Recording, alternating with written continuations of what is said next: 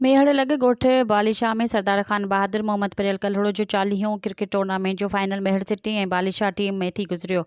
Final Mehar city खटे वरितो ऐं फाइनल मैच में ॻोठ जे मुअज़्ज़िज़ शख़्सियतुनि अॻूणे तालका मेहड़ चेयरमैन अब्दुल वहीद कल्हड़ो, साबिक़ा कप्तान बालिशाह टीम अता मोहम्मद चांडियो, साईं ख़ालिद हुसैन कल्हड़ो, साईं ज़फ़र अहमद कल्हड़ो, डॉक्टर मोहम्मद ख़ान कल्हड़ो रांदीगरनि में कप ऐं ॿिया इनाम विरहाया। जॾहिं त फाइनल क्रिकेट मैच ॾिसण लाइ परे परे खां मुख़्तलिफ़ क्रिकेट टीमुनि जे रांदीगरनि क्रिकेट शौक़ीन अरबेलो कल्हड़ो समेत वॾे अंग में शिरकत कई।